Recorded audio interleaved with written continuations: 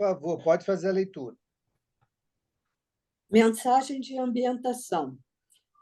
Capítulo 28. Ser gentil com as crianças. Elas necessitam de oportunidades de amor para lograrem o triunfo. Esses cidadãos em formação ignoram as lutas que os aguardam. Distende-lhes o gesto de simpatia, transmitindo-lhes confiança na humanidade que representas. Não as atemorizes, nem as maltrates. Quem visse aquele menino em Nazaré no passado,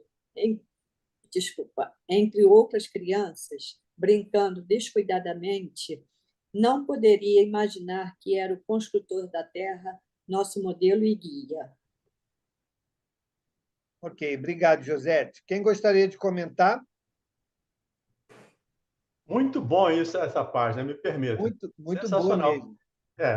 Porque eu me lembrei aqui do livro da dona Ivone Pereira, está no Recordações da Mediunidade, onde ela diz que a partir do ano 2000 reencarnariam no Brasil Vitor Hugo, Chopin e mais cerca de 200 espíritos superiores capitaneados pelo Vitor Hugo. Então, onde estão esses irmãos? Não sabemos. Esperemos que tenham passado pela evangelização, que tenham recebido uma família adequada e tenham recebido essa recomendação ou essa orientação da dona Joana de Ângeles. Sumiu o nome aqui, da dona Joana de Ângeles. Porque a gente não sabe quem é aquele menino que era aquele menino que estava brincando lá em Nazaré. Salvador da humanidade. E isso eu tenho falado, né? Sempre que eu tenho oportunidade, eu tenho reforçado essa minha ideia, né? Essa tese. Essa tese, exato, obrigado. Porque, sendo verdade, nós acreditamos no que a dona Ivone traz, né? Não só a dona Ivone, outros espíritos também já falaram sobre isso, aumenta ainda mais a nossa responsabilidade diante desses espíritos que chegam e estão entre nós. Podem ser o nosso neto, pode ser nosso filho, né? Bisneto, não sei, mas estão chegando. Então, independente de quem esteja ali, nossa responsabilidade é muito grande de oferecer a esses irmãos os meios para que eles possam não só robustecer a proposta que trazem já em seus espíritos, mas também facilitar a eles o caminho, né? Porque eles farão a diferença, com certeza farão a diferença. Então, que a gente não seja um atrapalhante, né? Que a gente seja, de fato, um facilitador aí na vida desses irmãos, né? E essa finalização que a Joana traz, ela é fantástica, né? Quem diria que aquela criança lá em Nazaré seria, né, o Cristo, né, o grande arquiteto do nosso planeta, o responsável maior pelo nosso processo de evolução, né? Pelo menos aqui na Terra é ele, não tem outra pessoa. Tanto que ele diz, né? Eu sou o caminho, a verdade e a vida, ninguém vai ao Pai senão por mim. Então, aqui na Terra, a referência é ele, né? Então, cuidemos bem das nossas crianças de fato, porque não sabemos quem ali está. Diga, Neide. A outra coisa, sabe, Mauro, interessante, que na Ave Maria da rádio, ele sempre, Geraldo de Aquino, sempre fala, né, assim, vê esses nossos irmãozinhos que fazem bobagem, mas lembre que eles também foram uma criança, que foram amamentados. Isso é uma coisa interessante, porque isso mexeu comigo, porque às vezes a gente, com as nossas más inclinações, né, fica com raiva quando vê que assaltou, que matou, e aí a gente fica querendo vingança, e aí aí eu lembro, né, poxa, mas ele também foi uma criança, né, que talvez foi por esse lado, não foi nem por opções, foi porque não teve uma orientação. Então essa parte da Ave Maria também da rádio, sempre mexeu comigo e me fez sempre pensar nisso, eu achei muito interessante isso. É verdade. Obrigado, Neide. Bom, pessoal, vamos então à nossa prece, para que nós possamos, então, dar seguimento ao estudo da noite de hoje. Então, vamos lá. Boa noite, meus irmãos. Iniciando a noite de estudos de hoje, pedimos a ajuda da espiritualidade amiga, que nos oriente nossos expositores, aí, o Mauro, o Valdenir, nossos companheiros de sala, para que todos estejamos focados no que será dito, e possamos levar um pouco do aprendizado de hoje para o nosso dia a dia, e com devida autorização, nosso Senhor Jesus Cristo, que tenha um bom estudo na noite de hoje, graças a Deus. Graças a Deus. Obrigado, Carlos. Vamos, então, Ronald, né, vai ficar com a nossa leitura. Ronald. Nós estamos na pergunta 746, iniciando o item assassínio. Positivo. Vamos lá. Podemos? Boa Podemos? noite a todos, mais uma vez. Assassínio. 746. É crime aos olhos de Deus. Oi? 746. É crime aos olhos de Deus o assassínio? Grande crime, pois que aquele que tira a vida ao seu semelhante, ele corta o fio de uma existência de expiação ou de missão. Aí é que está o mal. Ok, né? E está lá nos mandamentos, né? Não matarás. Né? Então, realmente é algo que nós não devemos nos inclinar. Né? A defesa ela é pertinente, está dentro da lei de conservação, mas não se enquadra no assassínio. O assassínio é quando você deseja, né, matar o outro deliberadamente. Né? Então, é diferente, né, daquela posição em que você não vai ao encontro do outro com o propósito de eliminá-lo. Né? Muitas das vezes, você está numa situação em que a sua defesa leva à morte do outro. É diferente. Né? Até a lei dos homens já prevê isso, né? No que tange lá na lei penal a legítima defesa. Né?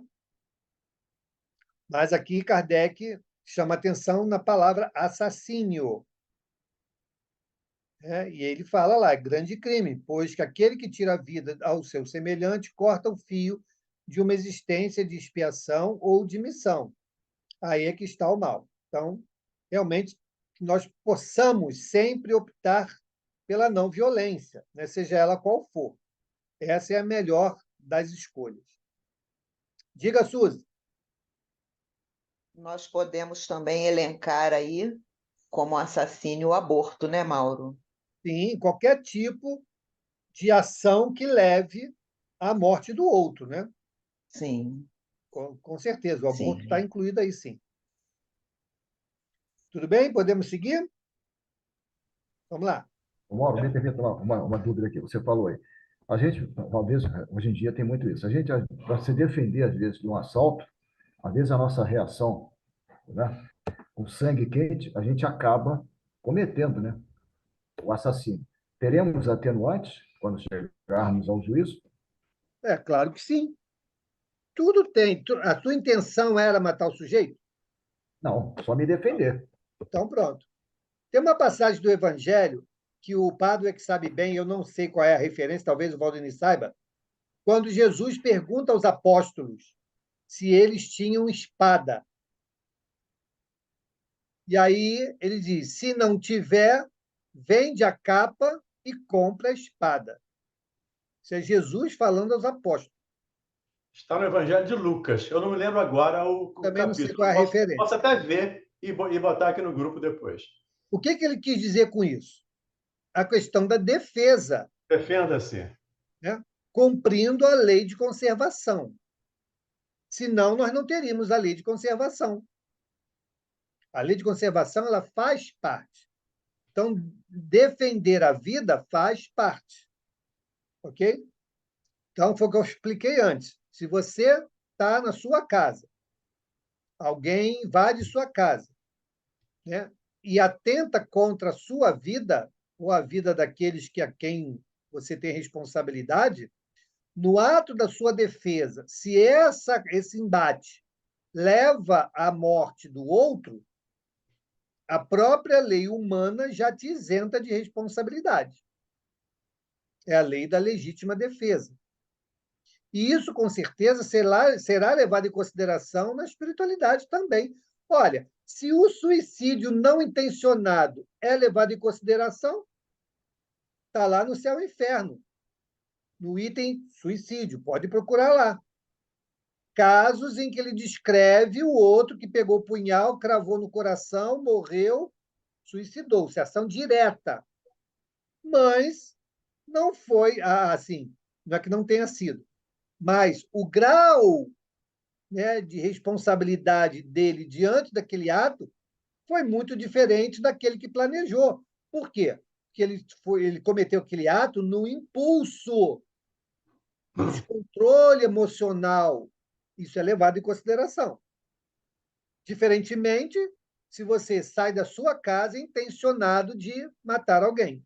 É completamente diferente a intenção. E também o peso da responsabilidade diante das consequências também serão distintas, né?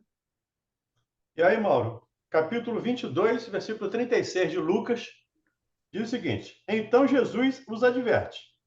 Agora, porém, quem tem bolsa, pegue-a, assim como a mochila de viagem. E quem não tem espada, venda a própria capa e compre uma. Lucas 22, 36. Ok. Lembrando, Já, gente, que Jesus, com isso, não está fomentando a violência, de forma Nem alguma, autorizando assassinato, né? nem autorizando. Está apenas mostrando aos apóstolos que é, sim, permitido a defesa. É permitida a defesa. Tudo bem? peço a Deus que não precise. O Valdemir conhece a Exatamente. minha história, né? Eu não tenho pavio, então já desfiz do ferro de fazer viúva para não ter problema, mas já precisei usar. Exatamente. Exatamente. Agora comece a construir o seu pavio, né? Eu acho Diga, que Suzy. só na próxima encarnação. Diga, Eu Suzy. tenho curiosidade e eu vou tentar até fazer essa pesquisa. Quando Jesus falou isso sobre vender a capa, né, e comprar a espada, a quantos apóstolos ele estava recomendando isso? Se eram 2, se eram 3, quantos apóstolos eram? Porque se fosse, por exemplo, dos 12 apóstolos, ou 10 apóstolos, ou 6 apóstolos, não faz sentido, não faz, porque logo depois eles falam, eu não lembro exatamente as palavras, mas eles dizem, os apóstolos respondem a Jesus que ele já tem 2 espadas. E Jesus diz: Isso deve bastar. Então, se eram 12 apóstolos, essa é a minha curiosidade, né, em pesquisar.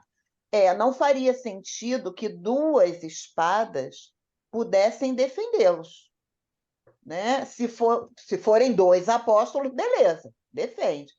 Mas se fossem mais apóstolos, qual seria o objetivo, né, de Jesus de pedir que eles comprassem essa espada? Se forem muitos apóstolos, não, na minha cabeça não entra que fosse para defesa.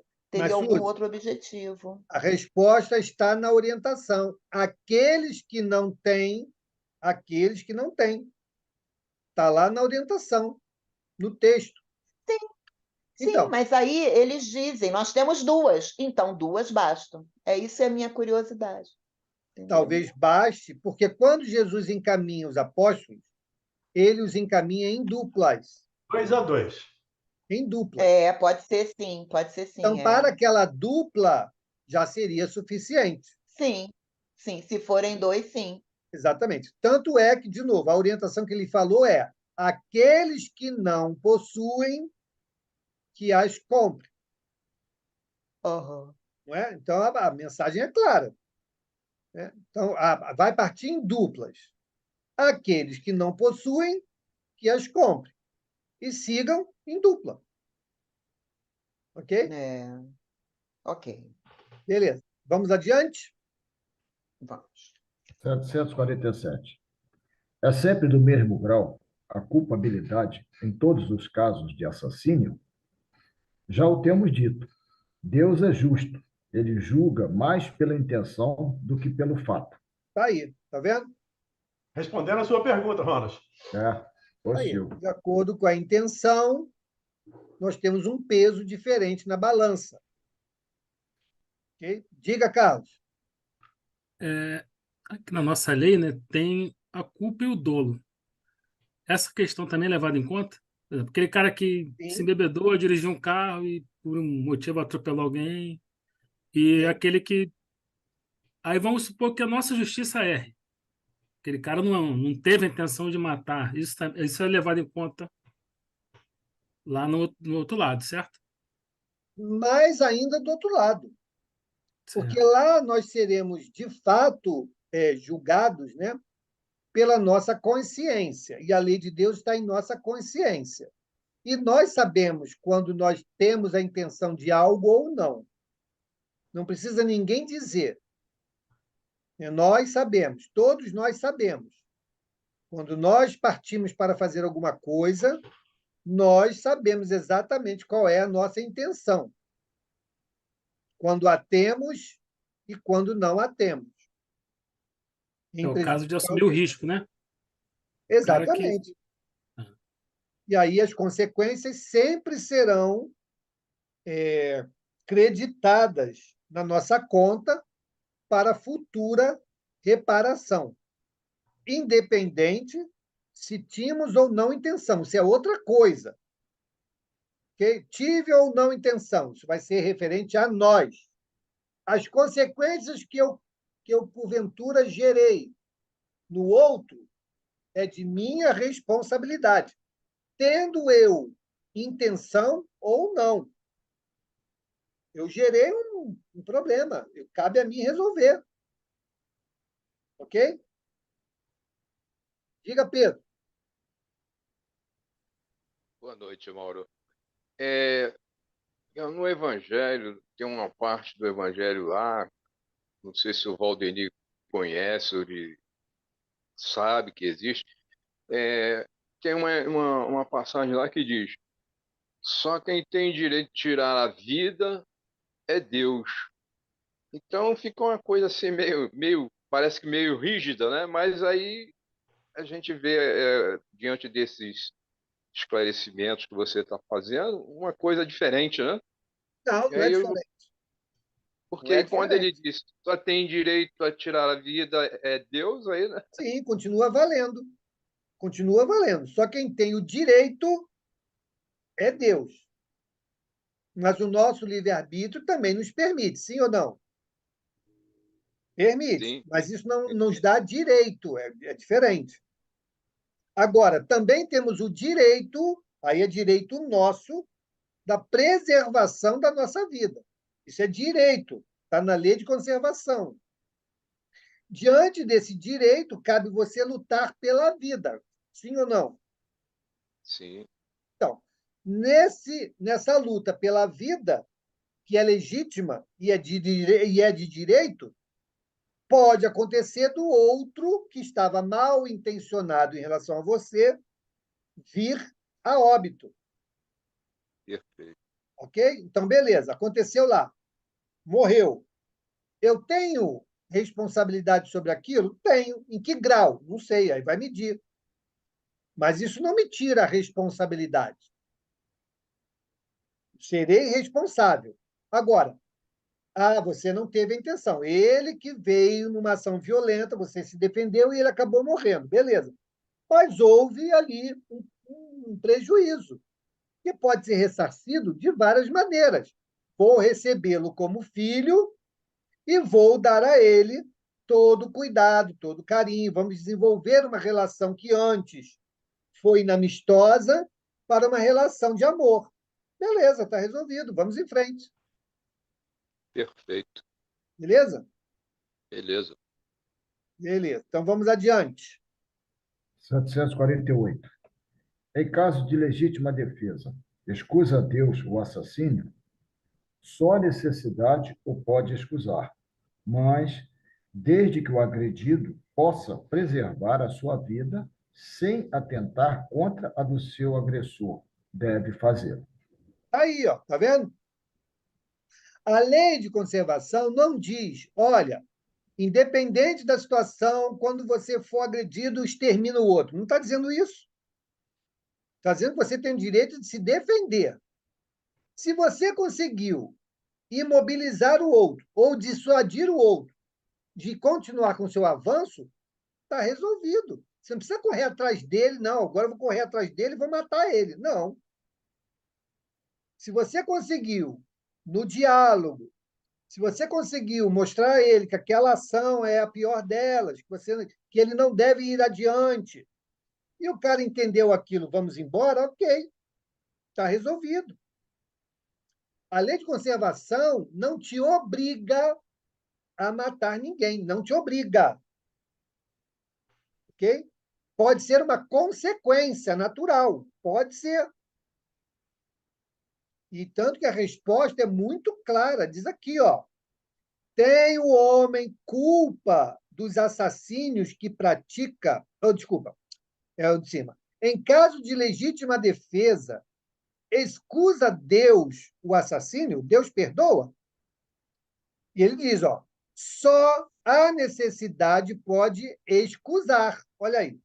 Então, existe uma possibilidade em que este assassínio possa ser desculpado, assim como o aborto. Não tem lá? Qual é o único caso em que a doutrina espírita reconhece a necessidade do aborto? Quando coloca em risco a vida da mãe. Já passamos sobre isso, não já? Então, se existe uma exceção no caso lá do aborto, existe uma exceção também no caso do assassínio. E a exceção está aqui, quando há necessidade. Mas, ele continua, mas se o agredido puder preservar sua vida sem atentar contra a de seu agressor, deverá fazê-lo. Então, não está dito em lugar nenhum que nós estamos avalizados de cometer crime quando alguém pura e simplesmente vem contra nós. Veio contra nós? Ok, vamos tentar sair dessa situação sem que necessariamente eu venha cometer uma agressão contra o outro. Foi possível? Foi ótimo. Não foi possível. Tivemos que entrar em combate. E nesse combate, o outro veio a falecer. Temos aí um atenuante, mas não uma isenção de culpa. Okay? Responsabilidade. Exatamente. A responsabilidade ela existe. Em que grau? Não sei. Aí vai medir no momento oportuno. Diga, Ronald. Você deu esse exemplo aí. Tudo bem, a gente deve procurar ao máximo não cometer o homicídio. Mas o problema é que, infelizmente, no nosso país é isso. A gente, para preservar a vida do cara, depois ele volta para se vingar. Ele marca a sua fisionomia, ele vai correr atrás, vai te perseguir. Ou seja, muita gente está tendo que mudar de estado, de país por causa disso. Entendeu? Aí a gente fica Melhor naquela. que seja isso, Ronald. Melhor que seja isso, do que você botar na sua mala o assassinato de alguém. Não, concordo. Mas Concordo. você não tem Eu não mais tenho. sossego, você não tem mais um sono tranquilo, entendeu? Existem meios de você contornar isso, Ronald. Você mesmo já falou alguns aí.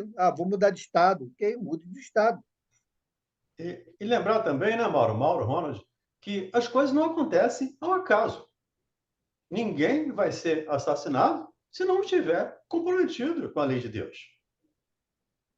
É claro que o outro pode assassinar, mas ele só vai me matar se eu estiver comprometido com a lei de Deus.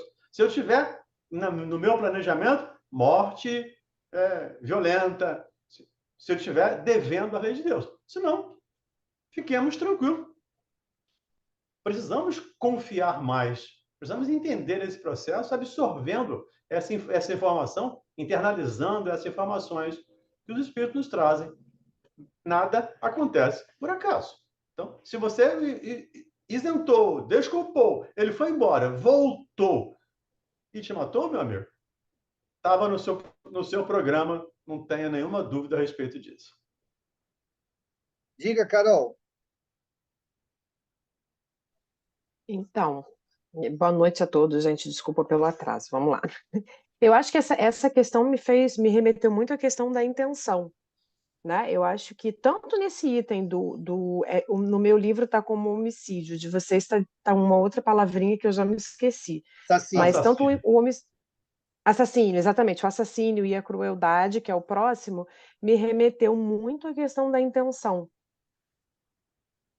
Sim, a né? intenção vai ser levada em consideração. E ela será um Sim. agravante ou um atenuante. Ou atenuante. A questão É. 747 diz isso. Ele julga mais a intenção do que o fato. Do que o fato, é isso mesmo. Questão 747. Vamos em frente? O que a gente percebe, né, Mauro, que Ah. as leis de Deus realmente são justas e perfeitas, né? Sim, Não tem por onde escapar, né? exato. Ó, não teve agora aí o caso, que repercutiu muito, uma policial que tomou 2 tiros de fuzil pelas costas. Era para ter morrido, né? Não esperava, não se defendeu, não se abrigou, foi pega de surpresa e sobreviveu. Então, realmente, Não estava na hora. temos que crer, né? Agora, também não significa, não está na minha hora, igual aquela piada lá do alagamento, né? Tá enchendo, vamos embora. Não, Deus vai me salvar. Aí vem a lancha, aí vem o helicóptero, aí o cara morre afogado. Senhor, o senhor não me ajudou, estava lá com toda a fé de que o senhor ia me ajudar. Ele falou: eu te mandei o barco, te mandei o helicóptero, você não quis sair, pô. Então a gente não pode achar que temos peito de aço. Não, meu corpo é fechado, nada me acontece. Não aposta nisso, não. Não desdenha, não. Faça a sua parte. Vamos adiante. 749. Tem o homem culpa dos assassínios que pratica durante a guerra? Não. Quando constrangido pela força, mas é Não, culpado não, das não, não. crueldades. Não. A leitura, a pontuação é outra. Peraí. Então, vamos repetir. Tem o homem culpa dos assassínios que pratica durante a guerra? Não. Quando constrangido pela força, mas é culpado das crueldades que cometa, sendo-lhe também levado em conta o sentimento de humanidade com que proceda. Exatamente. Então, muito bem, eu sou obrigado a ir para a guerra. Ok? Então, eu quero dizendo aqui, constrangido pela força. Se o Brasil entrar em guerra, a maioria de nós aqui vai ser convocado para a guerra. Existe uma única chance de ter pena de morte no Brasil, se tiver uma guerra, e você se recusar a ir à guerra. Você pode ser julgado com pena de morte. Mas, então, essa é a situação de constrangimento pela força. Né? Então, você é obrigado a ir. Bom, sou obrigado a ir. Beleza, vamos lá. E nesses embates, pessoas podem morrer, você pode morrer, e esse contexto é que isenta de culpa, ou, na verdade, não vou dizer que isente, né? Mas o peso na balança vai ser ali, Atenua. vai ser regulado, vai ser atenuado em função disso. Beleza. Agora, estamos na guerra. Vamos lá tomar uma determinada posição. Tomamos a posição, fizemos prisioneiros. O que vamos fazer com esses prisioneiros? Não, mata todo mundo, como fazia antigamente.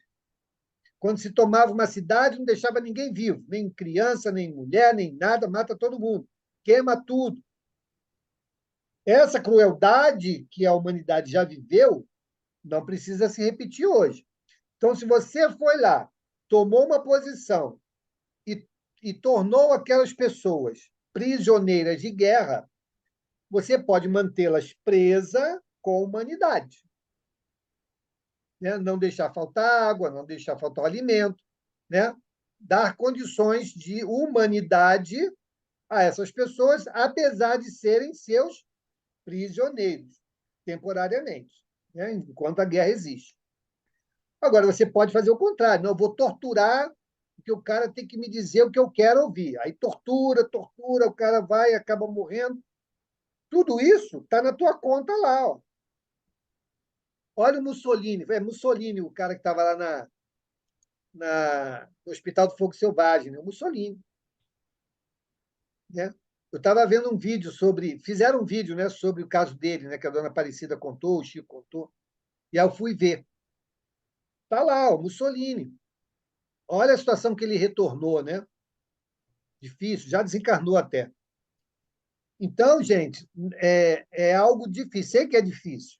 Nós estamos aqui buscando entender essas orientações, que está isso tudo que está sendo detalhado agora, está compactado no Não Matarás. Está lá, compactado no Não Matarás. Não Matarás é a lição mais simples. É a caixinha que está escrito Não Matarás.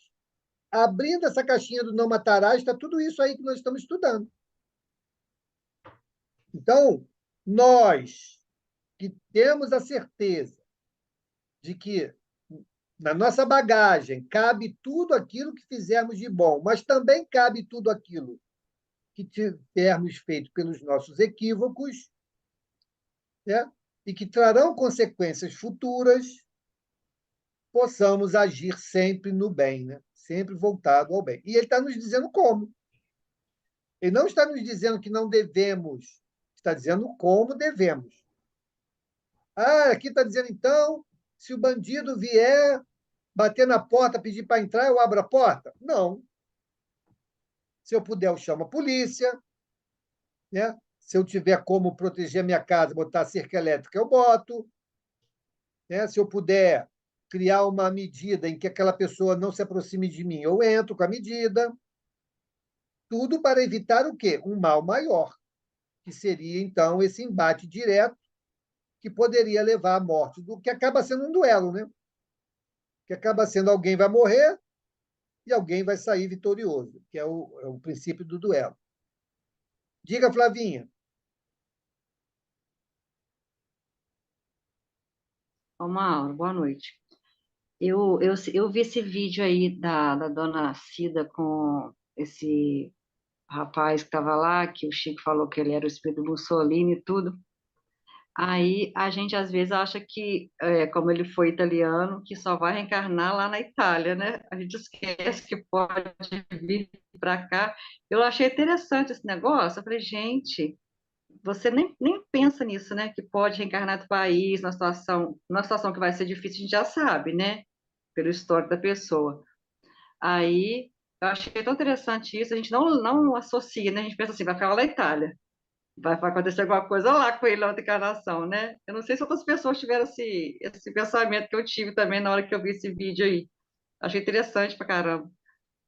Angélica, explica para mim essa sua pergunta aqui no chat.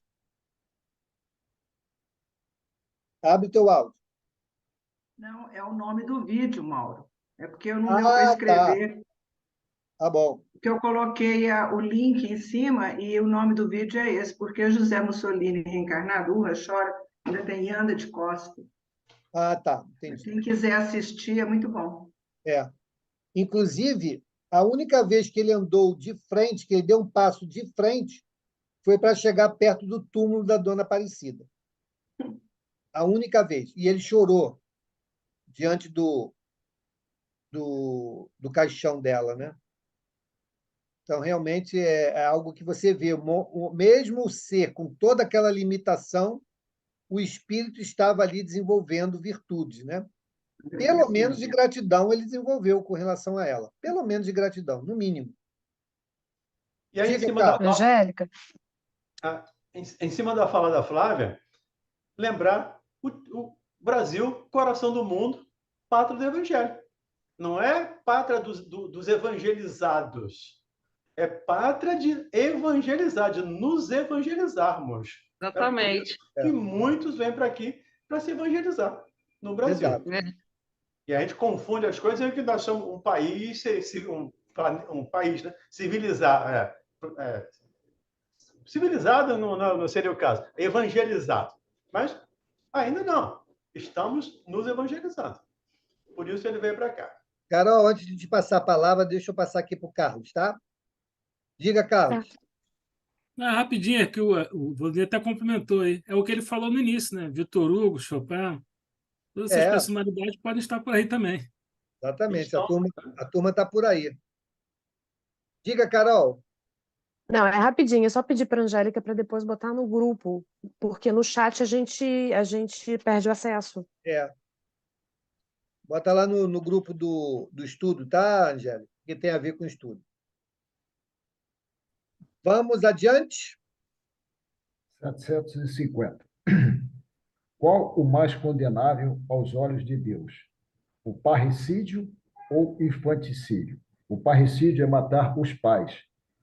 O infanticídio é matar os filhos. Uhum, Ambos o são igualmente, porque todo crime é crime.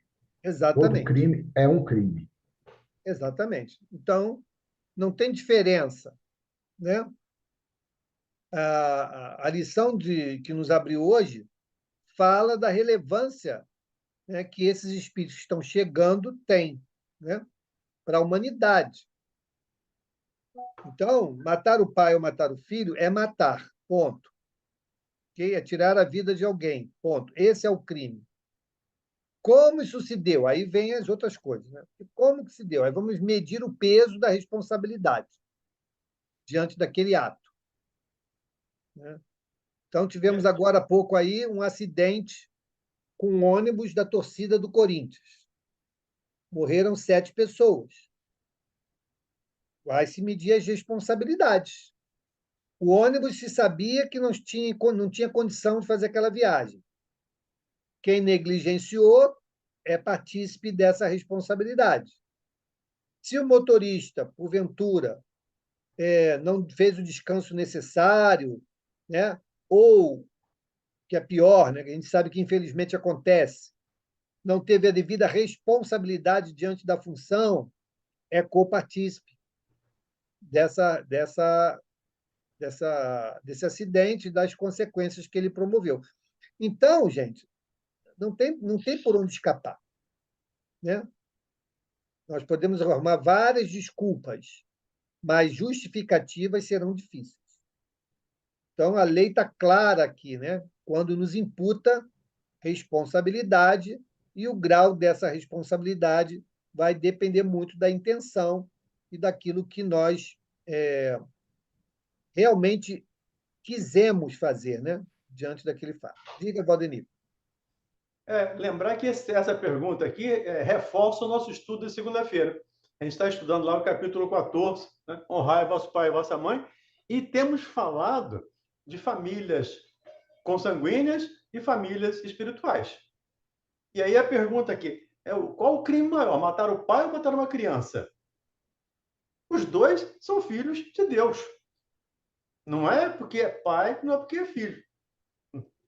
Não é porque é inimigo. Todos somos filhos de Deus.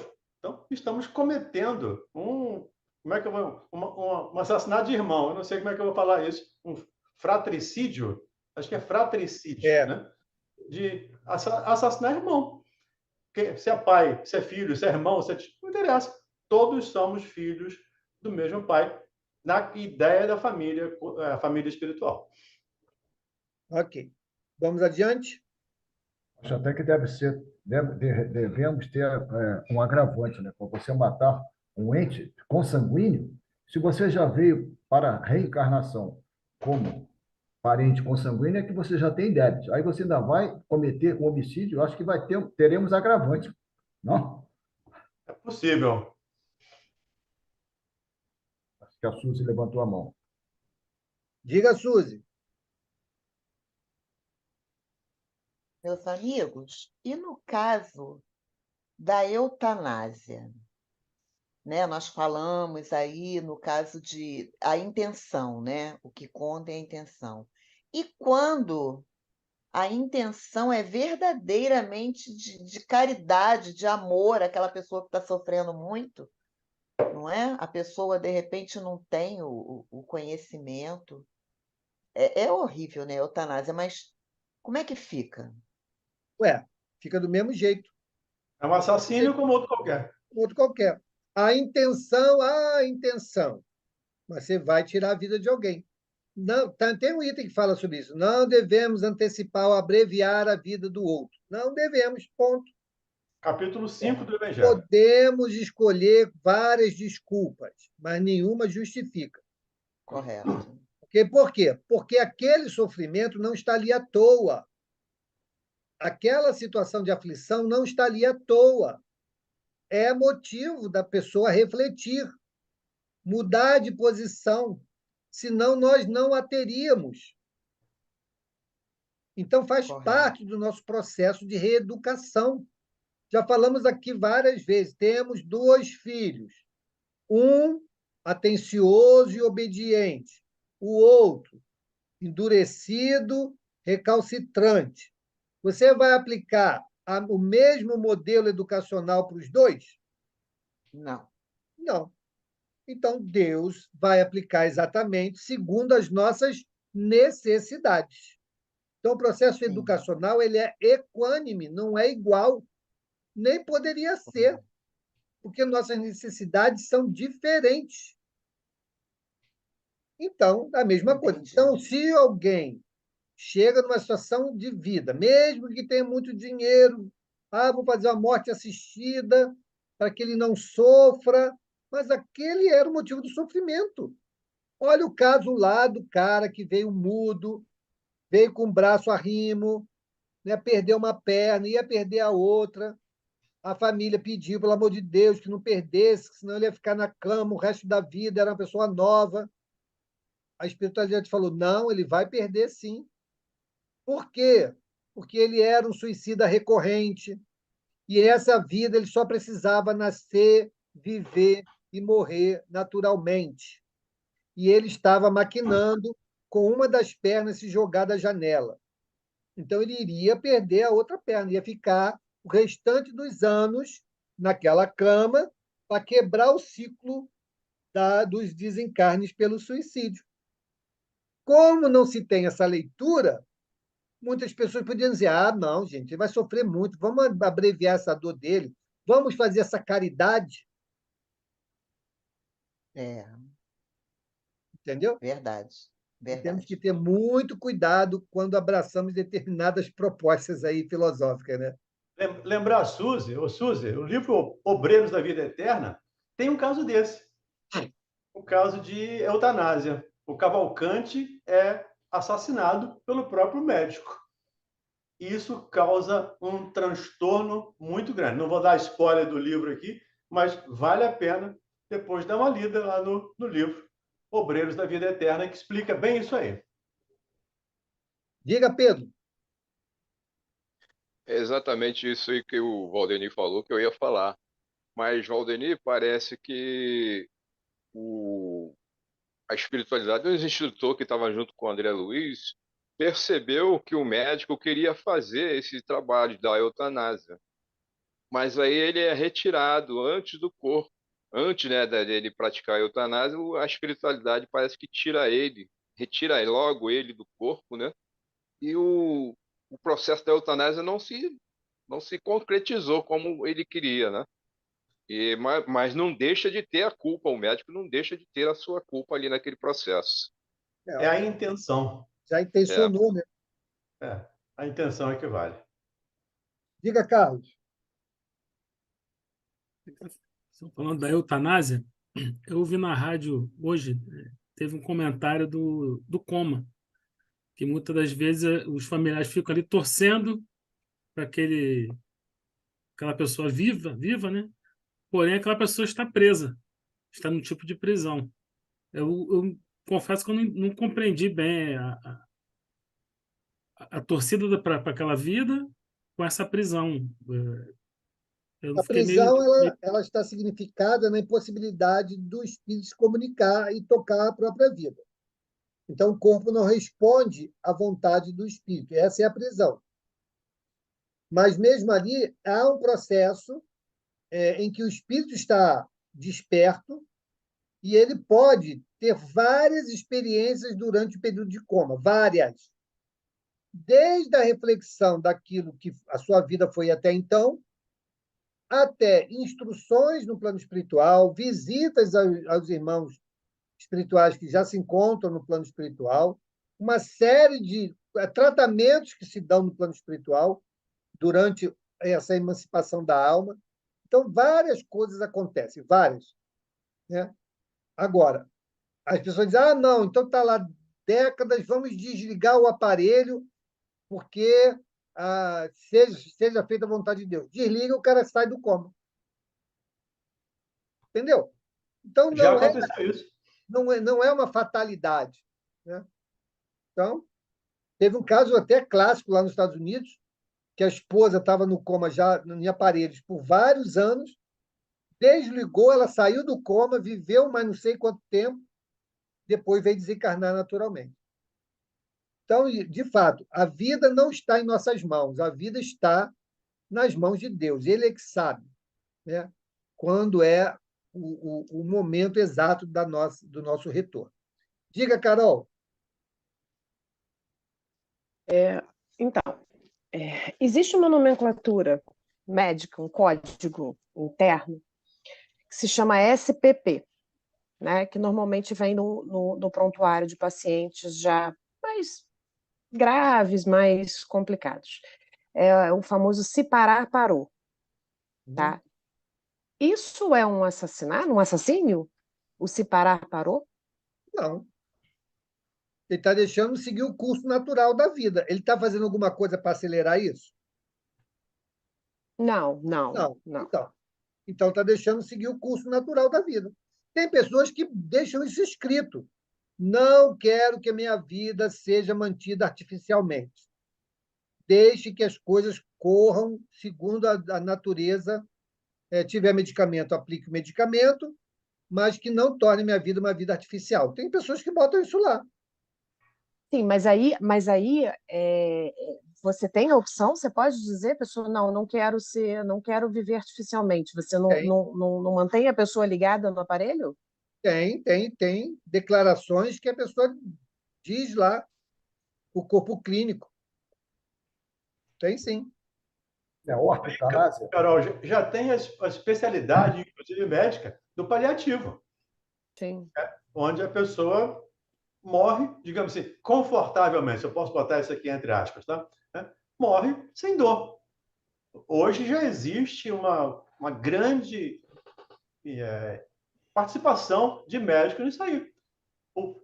Principalmente os amigos cancerígenos.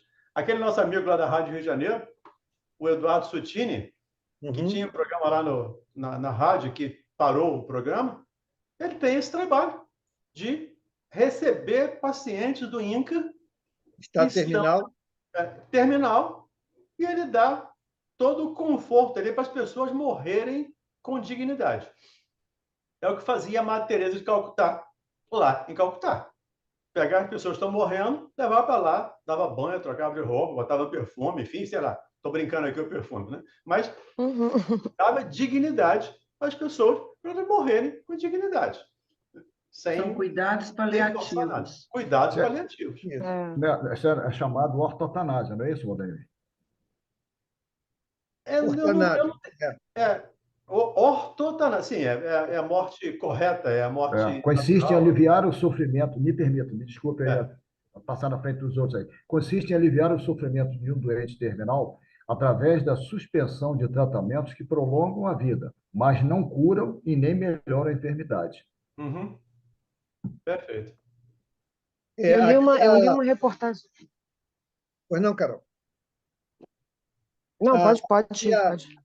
A Gláucia colocou, né? E se a pessoa pedir para não ser ressuscitada? Não, isso aí é a coisa mais complicada, porque é um procedimento que nenhum médico vai deixar de operar, né? Senão ele pode cair em negligência. Ele não vai fazer isso. Então. Ele vai levar a pessoa, vai fazer os procedimentos para ressuscitar. A pessoa teve um infarto. Não, está infartando, deixa morrer, porque o cara. Não. Ele vai entrar com os procedimentos, com a medicação, né, com os aparelhos, para ressuscitar a pessoa. Agora, vai botar no respirador, né, vai botar no respirador, a pessoa, o pulmão já não funciona mais. Só funciona porque ela está no aparelho. Pode ser que a pessoa tenha deixado uma declaração lá dizendo, não quero. E aí, nesse caso, leva a situação para a família atesta lá. Para quê? para isentar de responsabilidade o médico, o corpo clínico, diante dessa decisão. Como tem pessoas que têm lá, não façam transfusão. Isso tem várias discussões sobre isso, né? Desde a ética até a questão jurídica, né? Pessoas embasadas na questão religiosa não aceitam, não permitem que haja transfusão. E isso pode levar a pessoa à morte. E aí? Mauro, é uma decisão médica. Essa Não, questão da transfusão é uma decisão médica, entendeu? Mesmo que vá para a justiça, juízo. para juízo, exatamente, era isso que eu queria dizer. Mesmo que vá a juízo, tá? A decisão é médica. Se dentro do centro cirúrgico for necessário a transfusão de sangue, o médico optar por fazer, eu acho que já existe até jurisprudência com relação a isso. Então, Tá? E Carol, com relação perdão, pode continuar. com relação à ressuscitação, esse é o verdadeiro significado do SPP, entendeu? É se parar, parou. O coração parou, vamos ressuscitá-lo? Aí você olha lá no prontuário, aí está escrito SPP, ninguém ressuscita. Por isso a minha pergunta, entendeu? Se isso era uma espécie de homicídio. Olha, eu acho que o profissional de saúde ele tem que lutar pela vida. Que é diferente, por exemplo, de manter artificialmente a vida. São dois estágios, né? Eu posso trazer de volta a vida desse cara? Trazer de volta. Então, vou lá, vou fazer a massagem cardíaca, né? Vou dar lá o choquinho, pô, o coração voltou, beleza. Levo o cara lá para o hospital, dá os remédios, salvamos a pessoa. Outra coisa não, o coração não voltou. O que vai fazer? Vai botar em algum aparelho? Aí eu acho que o SPP funciona, né? Sem comprometimento do indivíduo que está ali escolhendo.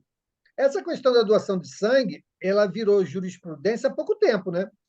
Porque eu lembro que isso, por várias vezes, foi questão até de assunto jornalístico, em que a vontade do paciente, em função até de questões de convicções religiosas, era levada em consideração, e o médico não podia fazer, porque senão ele era processado inversamente. Eu acho que hoje a jurisprudência existe porque mudou o entendimento. Ou seja, vamos buscar valorizar a vida acima de qualquer coisa, mesmo de convicções religiosas. Eu acho que está correto. Entendeu? Porque eu acho que existem dois tipos, existem dois tipos de cirurgia. Existe a cirurgia de emergência, aonde aí é que eu acho que existe jurisprudência, tá? É na cirurgia de emergência, aonde a decisão do médico é soberana. E existem cirurgias eletivas, aonde você marca a cirurgia, você consegue se preparar para aquela cirurgia, entendeu? Aí é que eu acho que ainda existe a discussão. Tanto é que existem médicos que não operam realmente cirurgia eletiva em pacientes desse segmento religioso, Entendi. entendeu? Entendi. Porque ali a interpretação é dúbia, a jurisprudência é na emergência, na cirurgia emergencial. Perfeito. Diga, Suzy. Eu me lembrei de dois casos que foram estudados no curso de Direito e que me marcaram muito. O primeiro são casos verídicos, né, que existem mesmo nos anais jurídicos. O primeiro aconteceu no século XVIII, século XIX. No século XIX, um sobrinho era o único herdeiro de um cara bilionário, o cara tinha um castelo maravilhoso, todo tipo de riqueza. E esse tio dele já era muito idoso. E ele tinha por hábito, toda noite, ele ia para a biblioteca, ele pegava livros, ele sentava para ler esses livros, e ali ele acabava adormecendo por cima dos livros. E esse sobrinho não queria esperar o tio morrer, ele queria o dinheiro, ele queria a herança, era o único herdeiro. Então, ele tramou a morte do próprio tio.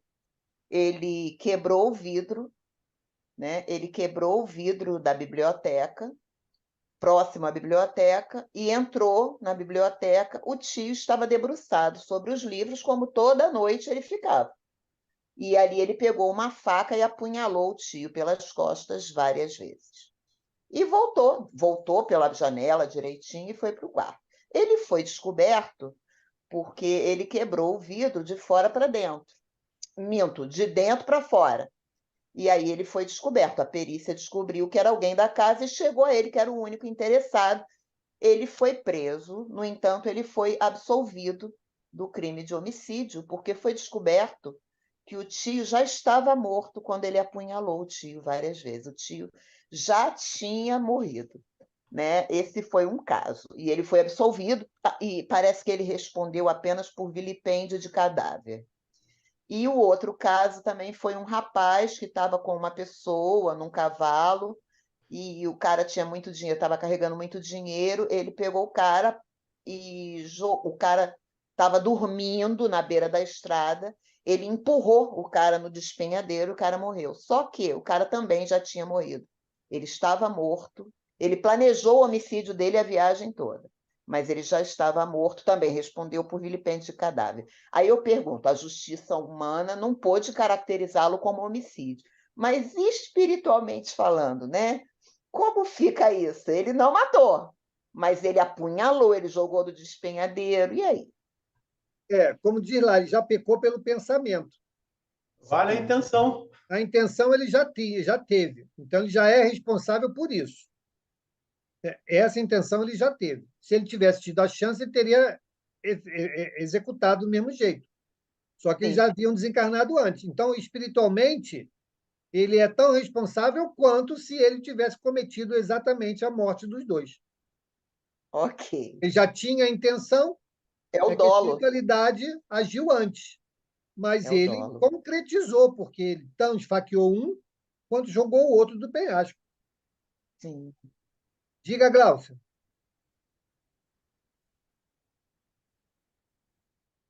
Pronto. Aqui nos Estados Unidos, Mauro, a pessoa pode deixar escrita que ela não quer ser ressuscitada e é respeitado. O médico não tem culpa nenhuma. Aí, nesse caso, a pessoa está cometendo um suicídio? Não, suicídio não, porque ela não está intencionada de morrer. Ela só está Mas deixando ela só está deixando que a vida corra seu curso natural.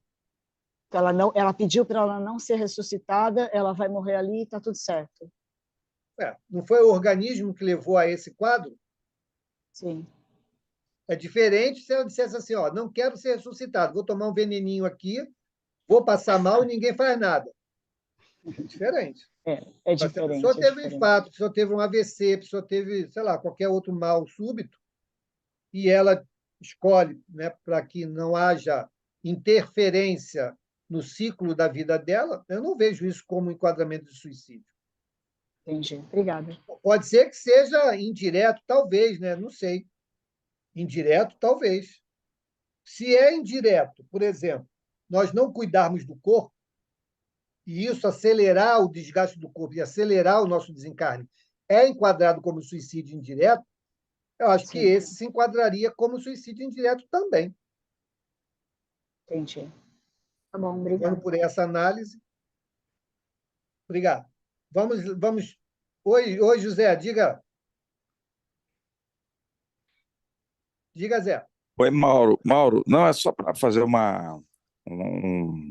adendozinho no que a Carol falou da questão da jurisprudência, de que elas valem sempre para o caso concreto, para o caso que já existiu.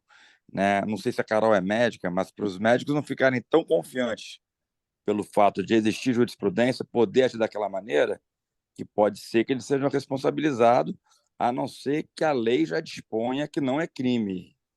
Né? Agora, a jurisprudência vai ser uma decisão de um juiz ou de um tribunal, né? Mas não que seja já autorizado legalmente que aquela prática ocorra. Tá? Só uma observação um pouquinho técnica aí do assunto, tá? Obrigado, Zé. Nada, um abraço. Outro. Vamos adiante, então, vamos terminar o item. Tem um. 751. 751. Como se explica que, entre alguns povos já adiantados, sob o ponto de vista intelectual, o infanticídio seja um costume e esteja consagrado pela legislação, o desenvolvimento intelectual ele não implica a necessidade do bem. Um espírito superior em inteligência pode ser mau. Isso se dá com aquele que muito tem vivido sem se melhorar. Ele apenas sabe. Isso aí, perfeito. Né? Por isso que a gente diz que o avanço moral é precedido pelo avanço intelectual. O intelecto tem que existir para que eu entenda a necessidade de mudar e aí adote nova postura que venha mudar minhas escolhas morais. A resposta ela é muito clara. A pessoa é tão inteligente, mas é tão má. E a história está cheia disso. Cheia disso. Né? Os próprios capelinos. Os próprios capelinos. Em inteligência e em ciência eram muito superiores a nós, mas chegando aqui, o que fizeram? Escravizaram, torturaram, né? Uma série de coisas que a questão moral ainda não estava ali presente. Então, a resposta ela é muito assertiva, muito. Né? Então, não podemos nos embasar, né, em que alguém ou uma civilização seja muito adiantada intelectualmente e acharmos que anda de mãos dadas com a moral. Não anda. Não anda. Temos aí hoje vários países que demonstram exatamente isso. Olha aí a Coreia, né? Coreia é um grande exemplo. Olha a China, outro grande exemplo. Tecnologicamente muito adiantados, economicamente bastante adiantados, mas socialmente, moralmente, muito aquém, né? Muito aquém de países que é o inverso. Tecnologicamente inferiores, porém, socialmente, moralmente, muito mais adiantados. Então, eles não andam de mãos dadas. Um impulsiona o outro. Né? Ok, gente, vamos parar aqui. Semana que vem, vamos iniciar na pergunta 752 sobre crueldade. Então, já falamos sobre o assassínio e agora vamos falar sobre crueldade. Ok. Vamos, então, fazer a nossa prece. Alguém gostaria de comentar alguma coisa sobre o estudo de hoje ainda? Eu gostaria sim, Mauro, que foi um estudo maravilhoso. A gente, sinceramente, eu fico assim maravilhado com tudo que é bem esclarecido, orientado, e também a participação das pessoas, de todos nós aqui. Acho que nós vimos aqui 39 pessoas participando da, da live de hoje, 40. mas pouca gente se manifestando. Esse é o bom. Esse é o bom do nosso grupo, porque a gente criou um ambiente favorável à participação de quem quer participar. Né? Então, ninguém está aqui tolhido, né? De dar sua opinião, de trazer seu contraditório, não tem nenhum problema entre nós. Né? O que vale aqui é o fechamento do entendimento. A contribuição de todos fecha o entendimento comum, que é o que vale. Lá na nossa casa também, a nossa grande preocupação nos estudos, nas palestras, é que aquele tema seja entendido. Não é mostrar o conhecimento de quem está lá falando, é que aquele conhecimento, aquele tema, seja entendido. Porque é assim que a gente vai construindo esse entendimento maior. Kardec teve um trabalho tão grande de fazer uma obra tão didática, né? Então, nós temos que usar essa didática em nosso favor. Então, não podemos avançar se tivermos dúvida daquele ponto em que estamos ali debruçados, né? Esse é o caminho. Muito bom. Vamos em... Diga, Angélica. Mauro, a conclusão que eu cheguei é que eu vou ficar quietinha, não vou fazer nada. Morreu, se quiser ressuscitar, me ressuscita, se não quiser, não ressuscita. Quero ficar lá do lado, assim, ó, olhando o povo brigar e falar, vai voltar, não vai? O melhor é esse, viu? Porque é suicídio, não é suicídio. É Eu verdade. não vou me arriscar, não. Ai, ai. Tá bom. Vamos então à nossa prece. O A nosso Eliane querido. também levantou a mão aí. Não, não, só está dando ok. É. Ah, tá ok. Por favor, Márcio, vamos lá. Pedro falou tudo, um estudo maravilhoso de hoje e de sempre, né? E a oportunidade que tem de todo mundo falar, se expressar e chegar a uma conclusão todo baseado na doutrina, isso é gratificante e é, é, elucida uma série de coisas e agradecidos ao Mestre Jesus pela oportunidade que tens nos dado ao longo dessas segundas-feiras de encontro físico, através dessa oportunidade maravilhosa do estudo da doutrina espírita, onde todos nós, hoje aqui, 40 encarnados, nos reunimos para compreendermos mais um pouco da sua obra edificante, retificadora para o nosso crescimento. Nós temos a certeza, Senhor, que esse estudo não se encerra aqui nessa noite, que a mesma falange que conduziu o estudo do Livro dos Espíritos hoje vai nos receber em desdobramento para um aprofundamento ainda maior. Muito obrigado, mestre, pelos irmãos que sempre se dispõem aqui a nos auxiliar. Fique conosco, hoje, agora e sempre. Graças a Deus. Obrigado, Márcio.